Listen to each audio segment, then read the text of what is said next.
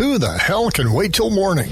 Talk now at latenightsportsradio.com.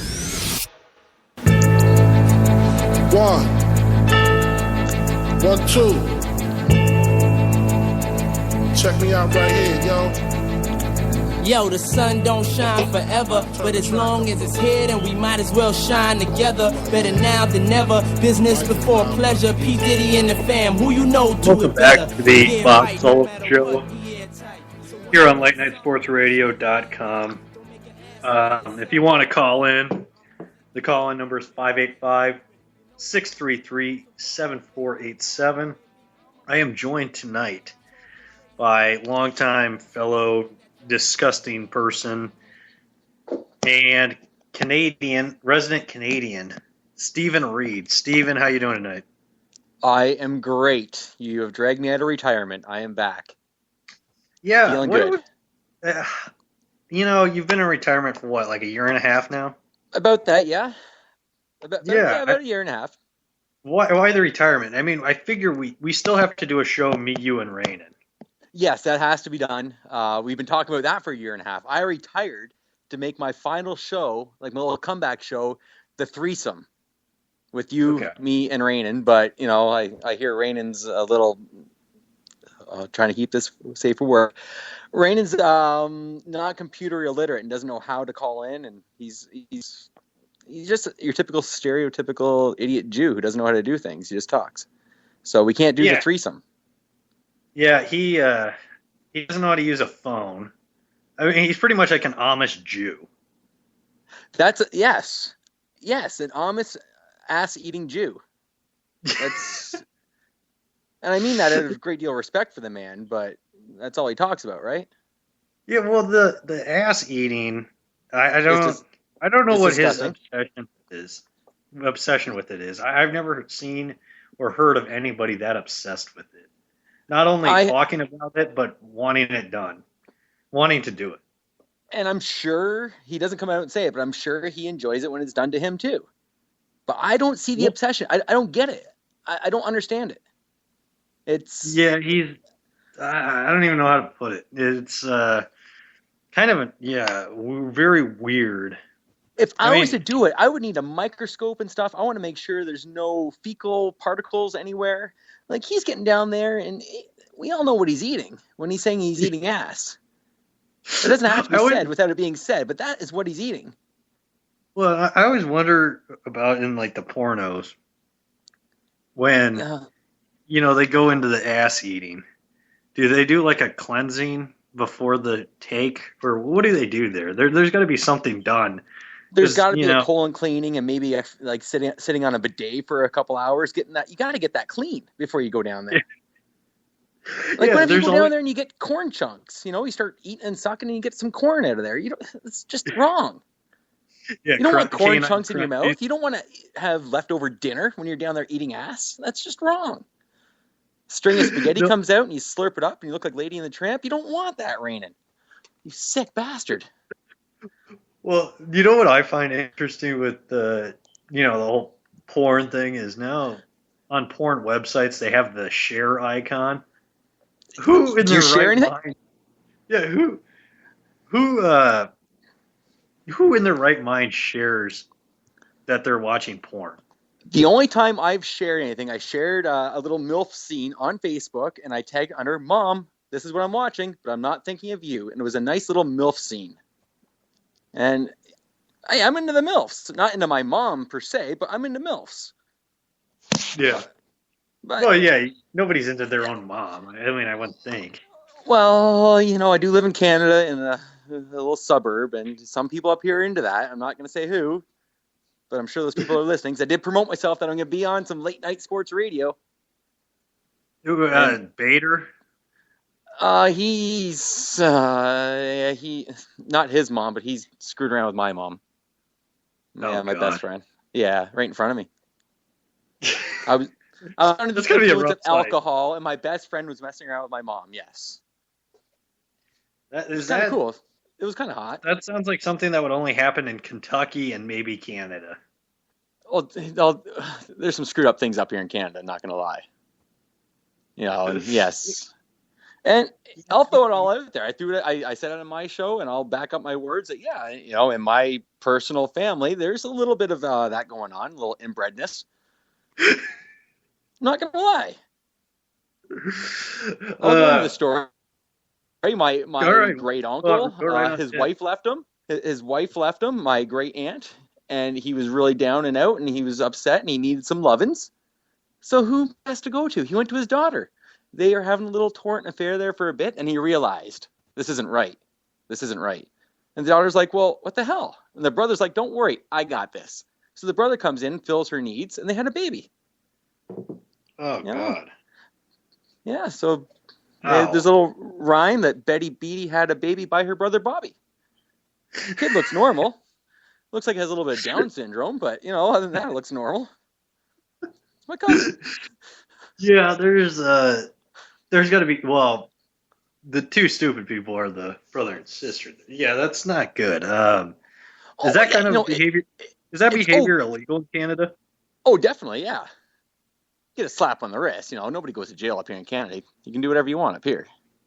Yeah, it's a nice, slap on the wrist. Well, prison system up in Canada, is it as rough as a South African prison or a U.S. prison in California?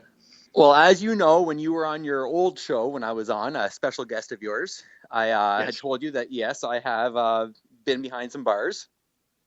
And it's not that bad. It's really not that bad. You get 3 square meals a day. You get a roof over your head. You get heat. You get TV. It's not that bad. I tell you, if I was homeless, if I was to be even more poor than I already am, and I had to live outside, I'd do something so I went to jail. They're living the life in there. It's right. Perfect. Well, yeah. Other than I would probably, if I were homeless and having trouble, I would probably commit not a heinous crime, but something good enough to get me behind bars. Exactly. You get 3 meals a day. You get to work out. You meet a whole bunch of friends. You have unlimited sex that you want. It's the life. It sounds like a great life. And when I say I was behind bars, I wasn't behind for a long time. But I was behind for long enough. But yeah, made some nice friends. Yeah, the unlimited sex might may not be by choice. I would prefer it to be by choice. Well, after so long, you really don't have a choice. Yeah, I have a feeling, that would just get miserable at a certain point. Yeah, the big miserable, dude walks in. Or do you just get used to it and just enjoy it? I was reading a couple of stories on this subject a couple days ago, and I was thinking to myself, these people don't seem like they've gotten used to it. It doesn't seem fun. No, but it's something to do to pass the time. You're behind there for how long? You need something to do to pass the time. That's true. Just like I need something to do to pass the time at work, so I read stories about prison beatings and prison whatnot. I just masturbate at work. Have you gotten busted for that one yet? No. I sit in my own van. I got my work truck, and I just go to town on myself whenever I get bored on breaks. I'm not happy unless I get off at least 6 times a day. That's my minimum.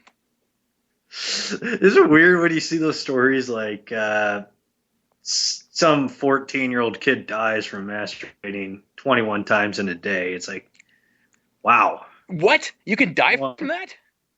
I guess. Yeah, that was a story. I guess you can lose all your bodily fluids. Sooner or later, something's got to come out besides just semen. And if you're not rehydrating properly after each pump, that could cause trouble. You pump and you drink water at the same time, all at once. Gatorade. If I could be like Mike and then take a drink and then start going at yourself again. Be like Mike. Michael Jordan, the Gatorade commercials. Yes, I am Canadian, but I do know who Michael Jordan is. I might not follow basketball as much as most person, but I'm aware who Michael Jordan was. He owes his whole career to Scottie Pippen. Yeah, him and Scottie Pippen. Yeah. Well, speaking of the NBA, what is your take on Canada having the last 2 number 1 overall picks in the NBA? Think it's great. I think it's great. It's showing that Canada is going to be not only did we invent the sport of basketball, but we're taking over that bitch. We're taking over that bitch. You know, LeBron and Kobe and all them, they're going to be out the door. It's going to be all Canadians. And soon some more Canadian cities are going to get some more teams, and we're taking over that bitch. You know what? I think it'll be kind of cool if in the 2024 Olympics, which is still like 9 years away, and, you know, if it's like Wiggins versus Anthony Davis or something, in the gold medal game, that would be sweet in Boston, if Boston gets it. And that's also hypothetically if those two stay healthy and are still playing Olympic basketball at that point, which is also doubtful. Now, me being an ignorant Canadian, is basketball even an Olympic sport? I don't watch the Olympics. I think it's useless. Well, you guys don't make the Olympics in basketball, but you will if Wiggins and Bennett play. We will soon enough. No, I honestly didn't think basketball was still an Olympic sport. And it shouldn't. You're a moron. I'm not denying that. Do you watch the Winter Olympics? Because that's by far the worst thing on television. I don't watch the Winter or the Summer Olympics. I boycott them both. Okay, well, the most disappointing thing with the Winter Olympics is, like, I'm not really a hockey fan, but they need to transfer some summer sports into the winter because that's just a freaking money pit. Like the pit. How many different ways can you go down a damn hill? You know, you have the luge, you have the bobsled. It's all the same. You have skis, like snowboarding. It's all the same, just different things on your feet. Well, and it's all these people with a silver spoon in their mouth from the time they were born. That's right.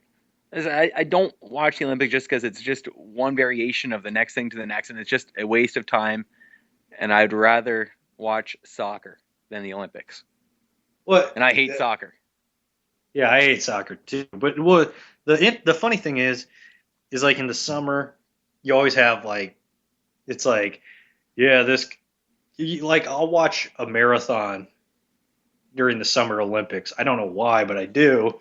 And it'll be like, oh, this guy from this African village is, you know, he grew up tough times. You know, he hasn't had a steady 3 meals a day for his entire life at any point.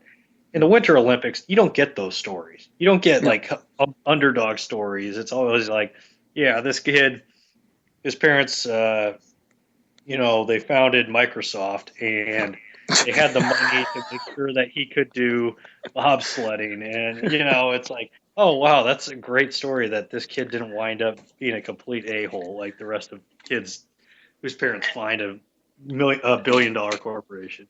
Well, let's talk about bobsledding for a second. That's stupid. That's just like, we'll say NASCAR. It's not athletic. You're either like NASCAR, you're riding a car. It's not athletic. NASCAR is not a sport. And I don't care if all you little, you know, hicks down south are disagreeing with me down in Charlotte, North Carolina. I don't care. It's not a sport. It's ridiculous. It's ridiculous. It's stupid. It is stupid that it is a sport. I agree with that. You know, the thing that is funny to me, though, is when people act like fights in NASCAR are so hysterical. Like, I don't blame some guys getting in fights after a race. You're going 200 miles an hour or, you know, 200, 180, whatever it is, around a track. Mm-hmm. If somebody kind of clips you, not even a little, you know, just like barely nudges you, you go flying into a wall. Mm-hmm. I mean, the risk of dying, I don't blame them for blowing up. I mean, I'm sure the same idiots that make fun of them for road rage there are even more ridiculous in real life. Listen, if NASCAR drivers, they're athletes, so am I. Because I have a huge amount of road rage when I'm driving in the city of Toronto with all the little Asians. Nothing against Asians. I won't get in my car and fight you because I'm afraid you're going to kung fu my ass. But, you know, I get it. But if they're athletes, so am I. So am I. And it doesn't take a lot to drive and turn left. Well, I guess unless your name's Dale Earnhardt, he had an issue. He turned right. But, you know. Guess he had a little lapse of judgment there. Yeah, well, it's been like 10 years. I think we're good. 10 years? It was like 15, wasn't it? Yeah, well, it's been long enough. I mean, I think we're over it. I mean, Dale Earnhardt Jr.